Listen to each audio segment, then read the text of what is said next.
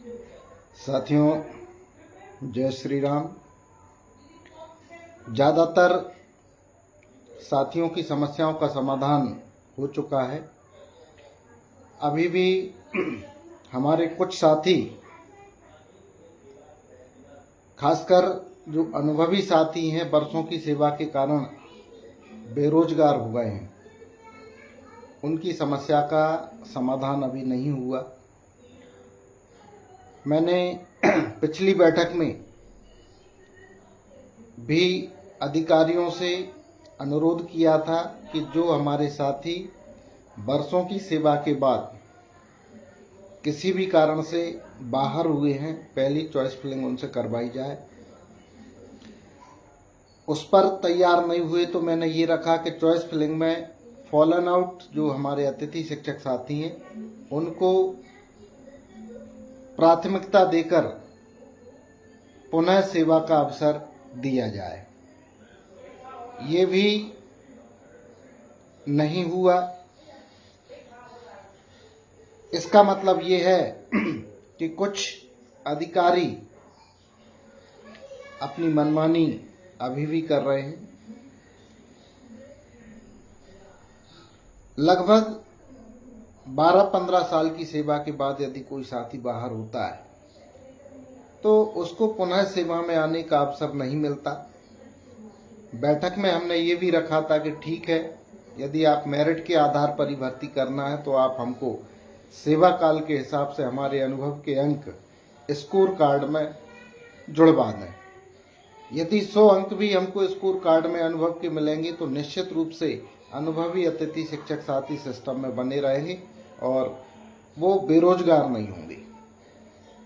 साथियों, हजारों अतिथि शिक्षक सीधी भर्ती, प्रमोशन, ट्रांसफर और शासन की अन्य विसंगतिपूर्ण नीतियों के कारण बेरोजगार हो गए हैं। उनकी तकलीफ मुझे भी है। आज आप बाहर हुए, कल हमारा भी नंबर है। इसलिए जितने साथी बाहर हुए हैं वो सभी साथी सोमवार को, संभवतः 3 अगस्त है, आप DPI आए।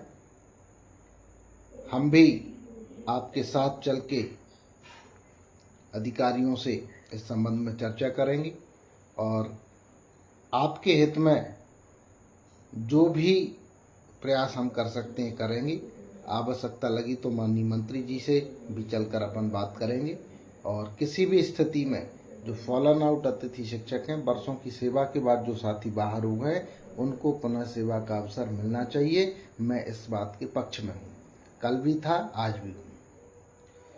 कुछ नेटवर्क विहीन क्षेत्र के साथी जिनको ना तो पूरे वर्ष का मानदेय मिला, ना उनकी अभी तक ज्वाइनिंग हुई, आप लोग भी सोमवार को वहां आइए, आपके सभी डॉक्यूमेंट लेकर आएं। पिछली बैठक में भी मैंने आपकी बात रखी थी। सोमवार को फिर पुनः हम चर्चा करके आपका समाधान करवाएंगे, आपका मानदेय भी दिलवाएंगे, आपकी ज्वाइनिंग भी करवाएंगे। कुछ साथी हमारे फिजिकल एजुकेशन टीचर जो थे, लाइब्रेरी के जो हमारे साथी हैं, लैब वाले भी कुछ परेशान हैं। आप लोगों की भी समस्याएं हैं, आप लोगों की अभी तक ज्वाइनिंग नहीं हुई। इस संबंध में अभी पहले भी चर्चा की थी और सोमवार को भी हम इस बात को रखेंगे। कुछ हमारे अतिथि शिक्षक साथियों का प्राथमिक शिक्षक भर्ती में चयन हुआ है, लेकिन जिला शिक्षा अधिकारी कार्यालय या उनके अधीनस्थ जो भी सत्यापन समिति थी, उनको स्पष्ट जानकारी न होने के कारण उन्होंने हमारे साथियों को पात्र होने के बाद भी अपात्र कर दिया है। यदि ऐसे कोई साथी हैं तो आप भी उपस्थित होकर आपकी समस्या वहां रखें। आप लोगों को पुनः सत्यापन करवाकर आप लोगों की ज्वाइनिंग भी हम करवाएंगे। साथियों, मैं बार बार आपसे आग्रह कर रहा हूं कि आप फ़ोन ना लगा के आपकी जो समस्या है उसको लिखित में व्हाट्सअप करें। आपके जो आवेदन आपके पास हैं आप आवेदन भेजें। आपके पास जो आवेदन के साथ में संलग्न और भी यदि कागज़ हैं वो आप PDF बनाकर उनको भेजें। हम आपकी समस्याओं को नोट करके शासन प्रशासन के साथ में विभाग के वरिष्ठ अधिकारियों के समक्ष उसको रखेंगे और आपकी समस्याओं का समाधान करवाएंगे। दूसरा, जितनी भी समस्याएं हैं लगभग आप मुझे फेसबुक पर फॉलो करें। फेसबुक पर जो भी अपडेट होती है, क्योंकि एक एक व्यक्ति को जानकारी देना संभव नहीं है, या तो आप मेरा वीडियो देखें या फेसबुक पर आप मुझे फॉलो करके आप देखते रहें। जो भी जानकारी होगी, स्पष्ट और सटीक जानकारी आपको चाहिए तो सुनील परिहार ककरुआ के नाम से मेरी फेसबुक ID है, उसको आप देखते रहें। आपको स्पष्ट जानकारी मिलेगी, आपकी समस्याओं का समाधान भी हम करेंगे। एक और आपसे अनुरोध है, चूँकि मैं भी आपकी तरह अतिथि शिक्षक हूँ और मेरे पास आप लोगों के जो आवेदन आते हैं वो सैकड़ों की संख्या में आप लोग आवेदन भेजते हैं, तो कम से कम कोशिश करें कि आपके आवेदन का जो भी खर्च है ऑनलाइन से, चूँकि हम लिखा पढ़ी करवाते हैं, प्रिंट निकालते हैं, तो उसका खर्च आप स्वयं वहन करें तो ज़्यादा ठीक होगा। वैसे मैंने किसी से मांगा नहीं है, लेकिन चूँकि सैकड़ों की संख्या में आवेदन होते हैं और मैं समझता हूँ कि जितने यदि सबके डॉक्यूमेंट एक एक करके ऑनलाइन से मैं निकलवाऊँ तो इतनी मेरी सैलरी भी नहीं होगी।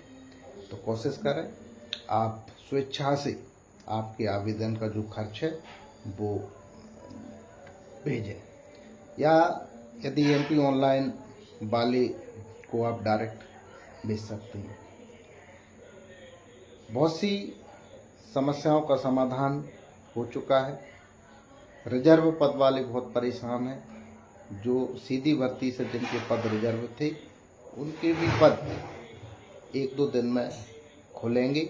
आपकी भी यथावत ज्वाइनिंग होगी, आप लोग चिंता न करें। और यदि तकनीकी कारण से किसी की ज्वाइनिंग नहीं हो पाई, संस्था प्रभारी ने किसी का जानबूझकर रिजेक्ट कर दिया, तो आप वरिष्ठ अधिकारियों को शिकायत करें। समाधान जब ना हो तब आप मुझे बताएं, मैं खुद आपके साथ चलकर आपका समाधान करवाऊंगा।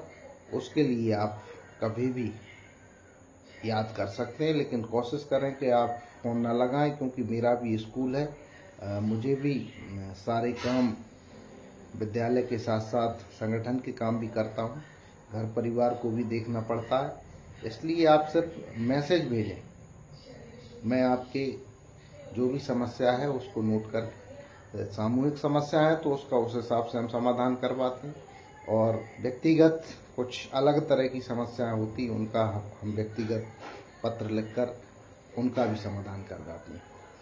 तो उम्मीद करता हूं आप फॉलो करेंगे और सटीक जानकारी आप फेसबुक के माध्यम से या व्हाट्सएप चैनल के माध्यम से भी आप प्राप्त कर सकते हैं।